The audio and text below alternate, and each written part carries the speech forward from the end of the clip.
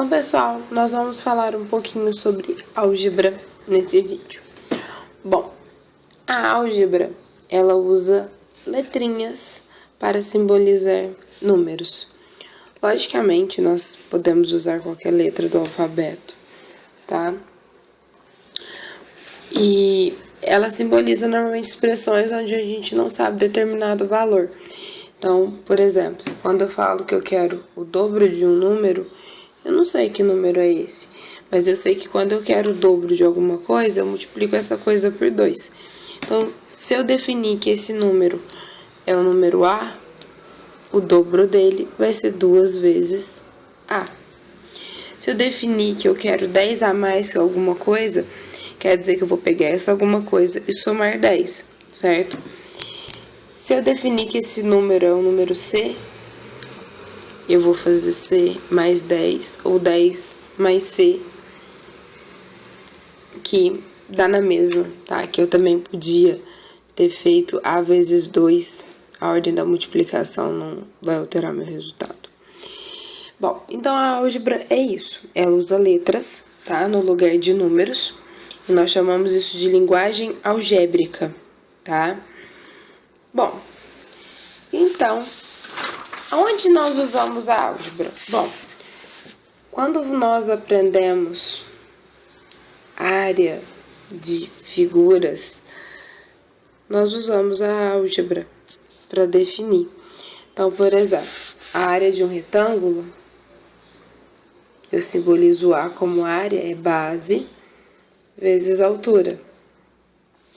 Então, a base é um dos lados, a altura é um lado perpendicular à base, e a área de qualquer retângulo é simbolizado como B vezes H, tá? A área de um triângulo qualquer, base vezes altura dividido por 2.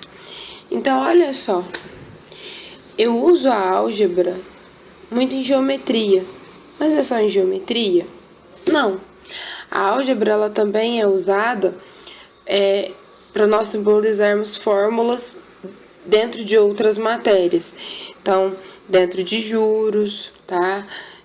Matéria de matemática financeira, quando nós falamos de porcentagem de alguma coisa, de aumento de preço, nananã. Tudo isso eu uso álgebra, tá? Bom, primeira coisa que nós temos que saber é como dizer as coisas em álgebra. As pessoas têm muita dificuldade com isso. Quando eu falo o triplo de um número, eu vou usar a letrinha A para um número que eu não sei que número que é. Eu falo que eu estou multiplicando esse número por 3. O quádruplo por 4. O quíntuplo por 5 e assim por diante. Mas eu posso dizer também o quadrado de um número, que é quando eu pego esse número e elevo ele ao quadrado, tá? Da mesma forma, eu posso falar o cubo de um número, né, que elevar ele ao cubo. E o que eu tenho que tomar cuidado? Com a maneira com que eu digo essas expressões. Porque, por exemplo, se eu disser assim, eu quero o quadrado da soma. Então, eu quero alguma coisa sendo somada aqui, e eu quero o quadrado dessa soma, tá? Então, eu quero o quadrado da soma de x mais 2. Então, x mais 2, eu quero o quadrado dessa soma. E isso é diferente de eu falar x ao quadrado, quadrado de um número mais 2, tá? Isso é diferente de eu falar a soma dos quadrados, porque aí eu estaria simbolizando assim, tá? Aqui a soma dos quadrados de x e 2. Então, eu estou elevando ao quadrado primeiro e somando depois.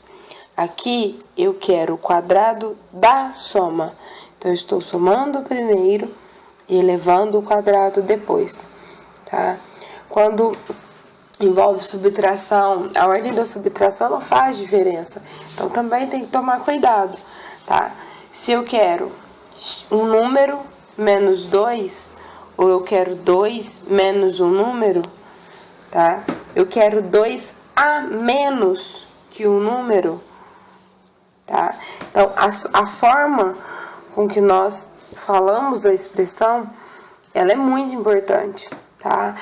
Às vezes o pessoal acha que português e matemática não estão muito ligados, mas eles estão extremamente ligados justamente por causa disso. A interpretação, a maneira com que você fala, ela influencia muito a maneira com que você vai ver aquele exercício, tá?